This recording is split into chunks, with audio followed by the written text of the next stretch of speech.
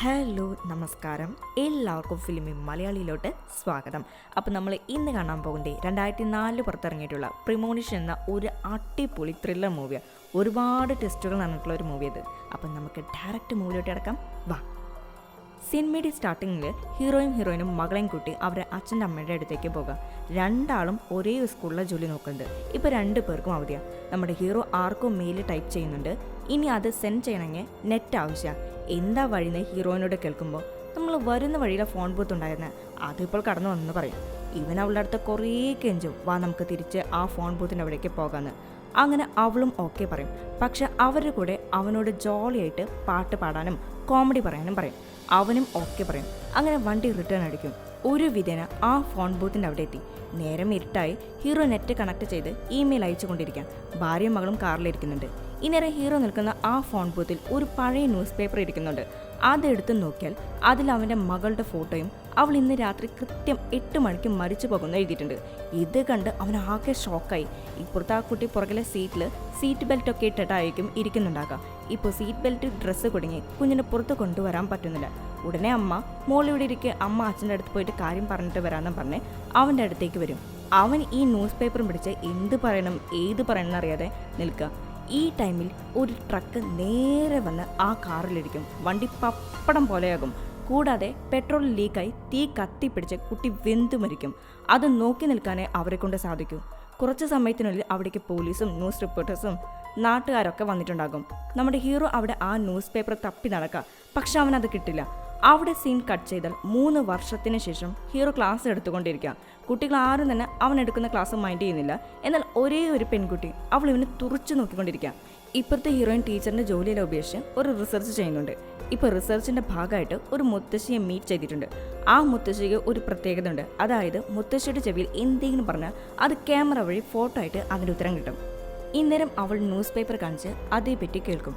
പക്ഷേ മുത്തശ്ശി ഇത് മാത്രം ചോദിക്കേണ്ടെന്ന് പറഞ്ഞ് അവളെ തടയും. എന്നിരുന്നാലും ഹീറോയിൻ വീണ്ടും കേൾക്കും. അവസാനം മുത്തശ്ശി അവളോട് അതേപ്പറ്റി അറിയാവുന്ന കാര്യങ്ങൾ പറയാമെന്ന് പറഞ്ഞ് 2 പേരും തനിയെ മറ്റൊരു മുറിയിൽ പോയിരിക്കും. മുത്തശ്ശി ഈ സംഭവത്തെപ്പറ്റി അറിഞ്ഞത് ഒരു വക്കീൽ നിന്നാണ്. എന്നാൽ കുറച്ചു കാലങ്ങൾക്ക് ശേഷം അയാളെപ്പറ്റി യാതൊരു അറിവില്ലാതെ അയാളും ഈ ന്യൂസ് പേപ്പറിൽ വരുന്ന ആർട്ടിക്കിൾസും തമ്മിൽ എന്തോ ഒരു ബന്ധമുണ്ട്. നിറയെ ആളുകൾ ഈ ന്യൂസ് പേപ്പർ തേടി നടക്കുന്നുണ്ട്. നീ ദയവ് ചെയ്ത് ഇതേപ്പറ്റി തേടി നടക്കാതെ, ഇത് വളരെ അപകടമാണ്. അപ്പുറത്തെ ഹീറോയുടെ ടേബിളിലുള്ള ഒരു ന്യൂസ് പേപ്പറിൽ നേരത്തെ ഇവനെ തുറച്ചു നോക്കിയ പെൺകുട്ടിയിലെ അവൾ അധികം വൈകാതെ മരിക്കുമെന്ന് എഴുതിയിട്ടുണ്ട്. അത് കണ്ട് അവനൊന്നും മനസ്സിലാകില്ല. അന്ന് വൈകുന്നേരം വീട്ടിലെത്തി അവൻ്റെ മുമ്പിൽ മറ്റൊരു ന്യൂസ് പേപ്പർ കാണും. അതിലും ആ കുട്ടി മരിക്കുന്നതിനെ പറ്റി എഴുതിയിട്ടുണ്ട്. ഇതെല്ലാം കണ്ട് അവൻ ആകെ പരിഭ്രാന്തനായി. ഇവിടെ ഹീറോയിന് ഒരു ഫോൺ വരും. അത് ആ മുത്തശ്ശിയുടേതാ. മുത്തശ്ശി എന്തോ അവളോട് പറയാൻ വരും. അപ്പോഴേക്കും കോള് കട്ടായി. ഇതിലെന്തോ ഒരു സ്പെല്ലിംഗ് മിസ്റ്റേക്ക് തോന്നി അവൾ വേഗം തന്നെ മുത്തശ്ശിയുടെ വീട്ടിലേക്ക് ചെന്നു. അവിടെ ചെല്ലുമ്പോൾ അവൾ കാണുന്ന കാഴ്ച മുത്തശ്ശി വളരെ കൊടൂരമായിട്ടുള്ള രീതിയിൽ കൊല്ലപ്പെട്ട് കിടക്കുന്ന. മുത്തശ്ശിയെ ചുറ്റി നിറയെ ഫോട്ടോസ് കിടപ്പുണ്ട്. മുത്തശ്ശി ആ ന്യൂസ് പേപ്പറെ പറ്റി അന്വേഷിച്ചതെന്ന് തോന്നുന്നത്. ഇപ്പോൾ മുത്തശ്ശിയുടെ കയ്യിൽ ഒരു ഫോട്ടോ ഉണ്ട്. അത് അവൾ എടുത്തു നോക്കും. അത് കണ്ട പാടെ അവൾ ആകെ ഷോക്കായി പോയി. പക്ഷെ അത് ആരുടെ ഫോട്ടോ ആണെന്ന് അറിയില്ല. ഉടനെ അവളുടെ ഹസ്ബൻഡിനെ കോൾ ചെയ്യും. എന്തോ ഒരു കാര്യം പറയാൻ വരും. പക്ഷെ അവൻ്റെ ഉള്ളിലുള്ള ടെൻഷൻ കൊണ്ട് അവളെ കുറേ ചീത്ത വിളിച്ച് കോൾ കട്ടാക്കി. സത്യത്തിൽ ഇവർ രണ്ടാളും അവരെ കുഞ്ഞ് മരിച്ചതിന് ശേഷം സെപ്പറേറ്റ് ആയിട്ടാണ് ജീവിക്കുന്നത്.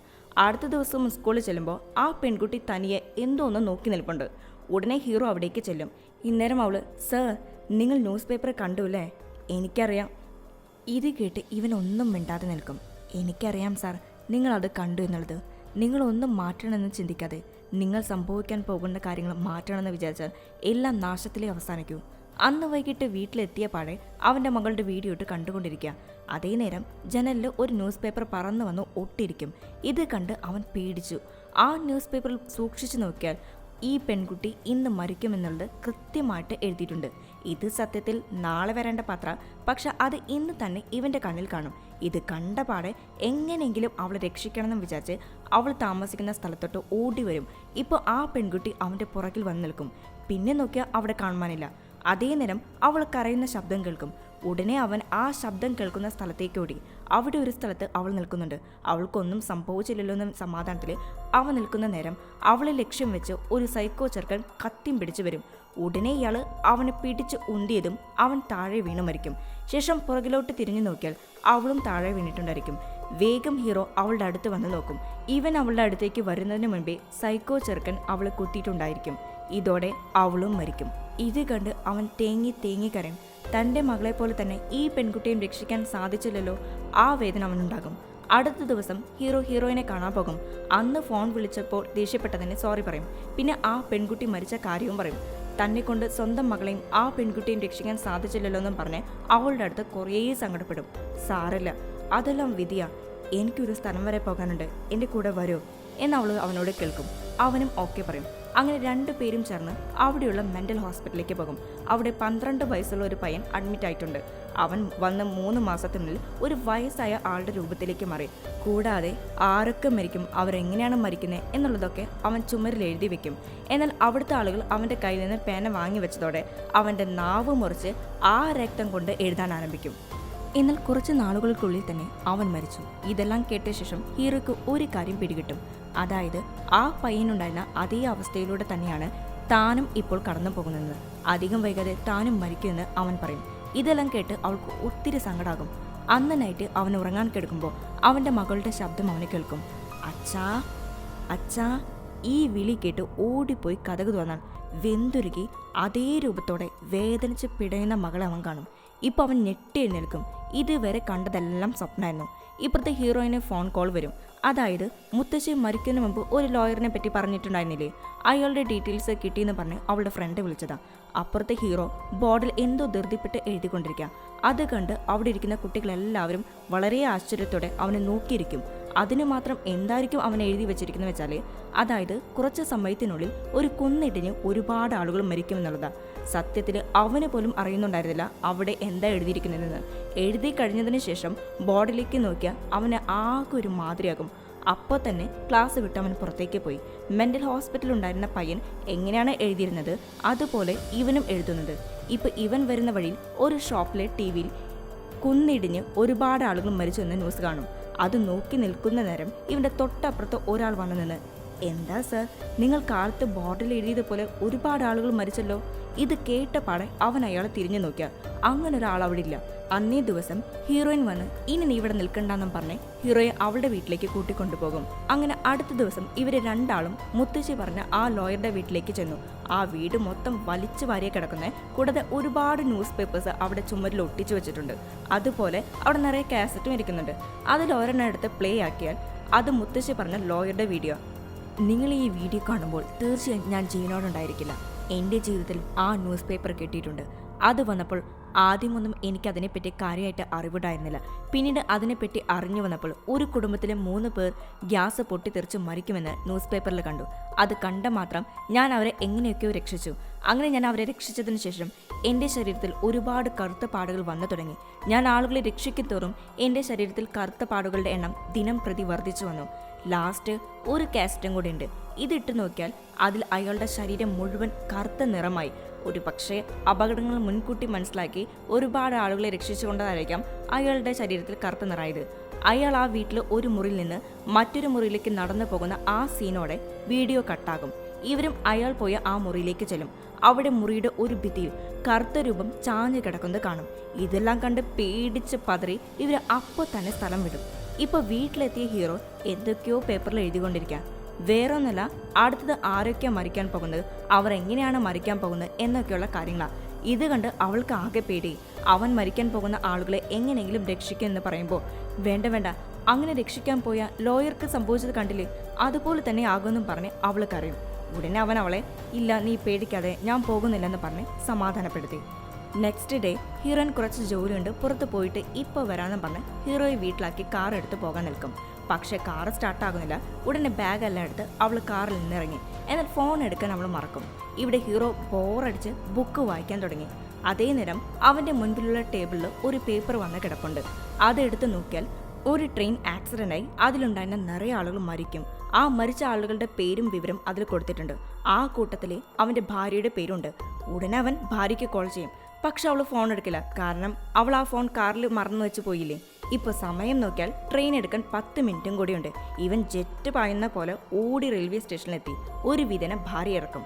അതേസമയം ട്രെയിനിൻ്റെ ഡോർ ക്ലോസ് ആകും. അതിലിവൻ്റെ ഭാര്യയുടെ ഫ്രണ്ടുണ്ട്. ഇവൻ എല്ലാവരോടും കാര്യം പറയും. പക്ഷെ ഡോർ ക്ലോസ് ആയതുകൊണ്ട് ആർക്കും ഇവൻ പറയുന്നത് കേൾക്കില്ല. അധികം വൈകാതെ ട്രെയിൻ അപകടത്തിൽപ്പെട്ട് നിറയെ ആളുകളും മരിക്കും. കൂട്ടത്തിലെ ഹീറോയുടെ ഫ്രണ്ടും മരിക്കും. അവളുടെ ചടങ്ങിൽ പങ്കെടുത്തതിന് ശേഷം ഇവർ രണ്ടാളും ഇവന്റെ വീട്ടിൽ വന്ന് അവിടെ ഉണ്ടായിരുന്ന സാധനങ്ങൾ പാക്ക് ചെയ്യുമ്പോൾ ആരോ കോളിംഗ് ബെൽ അടിക്കും. ഹീറോയിൻ പേടിച്ച് അവനോട് നോക്കാൻ പോകണ്ടെന്ന് പറയും. എന്നിരുന്നാലും അവൻ നോക്കിയിട്ട് വരാമെന്ന് പറഞ്ഞ് വാതിൽ തുറന്ന് നോക്കിയാൽ അത് അവന്റെ ഭാര്യയാണ്. ഇനി ഇവിടുന്ന് അങ്ങോട്ട് കാണാൻ പോകുന്ന എല്ലാ കാഴ്ചകളും നമ്മളെ കൺഫ്യൂഷൻ ആക്കും. എല്ലാം ഒരു ഫ്ലാഷ് ബാക്കിലോട്ട് പോകുന്നത്. ഇവനും ഇവന്റെ ഭാര്യയ്ക്കും സെറ്റാകാത്തത് കൊണ്ട് അവൾ ഇവന് ഒരുപാട് വഴക്ക് പറയും. നെക്സ്റ്റ് സീനിലെ ഇവന്റെ ഭാര്യയുടെ ഫ്രണ്ടിനെ കാണുന്ന രംഗ. അവൾക്ക് ആക്സിഡന്റ് പറ്റി പാതി മുഖം പോയിട്ടുണ്ടായിരിക്കും. അവൾ ഇവനെ നോക്കി നിൽക്കുക. അവിടുന്ന് പിന്നെ ഇവൻ നിൽക്കുന്നത് മെന്റൽ ഹോസ്പിറ്റലിലെ ആ പയ്യൻ കിടന്നിരുന്ന സെല്ലില. ആ പയ്യൻ ഇപ്പൊ ഇവന്റെ അടുത്തേക്ക് ഉരുണ്ട് വരും. നെക്സ്റ്റ് അവൻ അവന്റെ ക്ലാസ്സിൽ നിൽക്കുന്ന കാണിക്കുന്നത്. അവിടെ മരിച്ചുപോയ പെൺകുട്ടി നിൽപ്പുണ്ട്. സർ, ഞാൻ സാറിനോട് അന്നേ പറഞ്ഞതല്ലേ സംഭവിക്കാൻ പോകുന്ന ഒരു കാര്യങ്ങളും മാറ്റാൻ ശ്രമിക്കരുതെന്ന്, അത് വലിയ അപകടം ഉണ്ടാക്കുന്നൊക്കെ. നെക്സ്റ്റ് ഇവന്റെ മുൻപിൽ ആ മുത്തശ്ശി നിൽക്കുന്ന സീന കാണിക്കുന്നത്. ആ മുത്തശ്ശി ഇവനൊരു ഫോട്ടോ എടുത്ത് അവന് കൊടുക്കാൻ നേരം അത് പെട്ടെന്ന് താഴെ വീഴും. ഇപ്പൊ അവൻ അത് എടുത്തു നോക്കിയാൽ അത് അവന്റെ ഫോട്ടോ ആയിരിക്കും. അതേ നേരം ഇപ്പൊ അവൻ നിൽക്കുന്നത് ലോയറിന്റെ വീട്ടിലാണ്.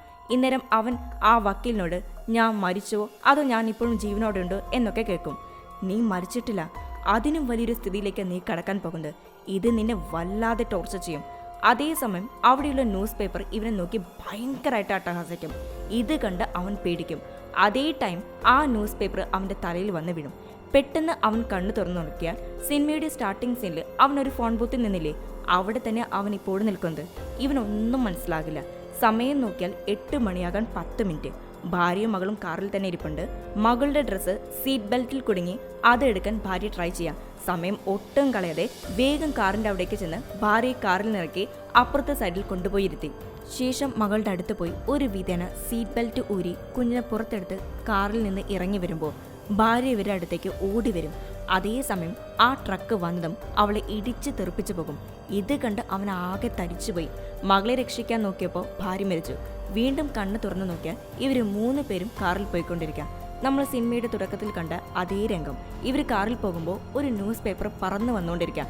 ഇത് കണ്ട് അവൻ ഭാര്യയോട് വേഗം വണ്ടി ഓടിക്കാൻ പറയും. പക്ഷെ അവൾ അത് കാര്യമാക്കില്ല. അതേ നേരം ആ ന്യൂസ് പേപ്പർ അവരുടെ കാറിൽ വന്നു ഒട്ടും.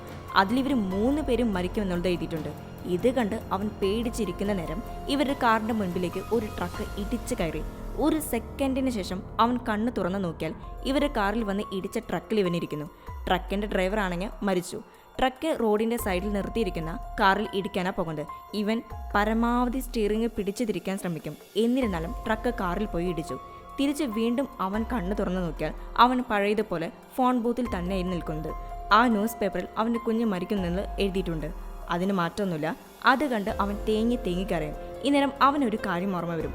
ആ മുത്തശ്ശി അവന് ഫോട്ടോ കൊടുക്കുമ്പോൾ നിന്റെ വിധി നിന്റെ കയ്യിലാണെന്ന് പറഞ്ഞിട്ടുണ്ടായിരുന്നു. അതിൻ്റെ അർത്ഥം എന്താണെന്നുള്ളത് അപ്പം അവന് മനസ്സിലാകും. അവൻ വേഗം കാറിൻ്റെ അവിടേക്ക് ചെന്ന് ഭാര്യയെ കാറിൽ നിറക്കി അപ്പുറത്തെ സൈഡിൽ കൊണ്ടുപോയി ഇരുത്തി.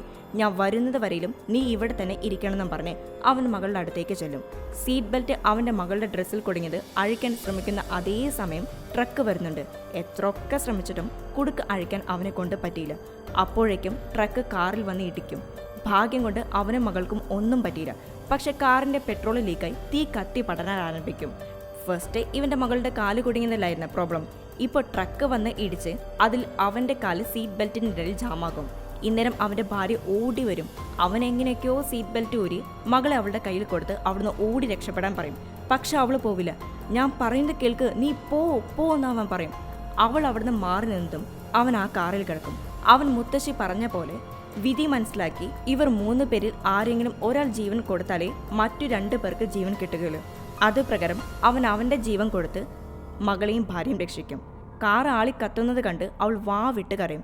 ഇന്നേരം മകൾ ആകാശത്തിലേക്ക് നോക്കിയാൽ ന്യൂസ് പേപ്പർ പറന്നു വീഴും. അതിൽ നമ്മുടെ ഹീറോയുടെ ചിത്രം കൊടുത്തിട്ടുണ്ട്. ഇതോടെ ഈ സിനിമ ഇവിടെ അവസാനിക്കും. ബായ്.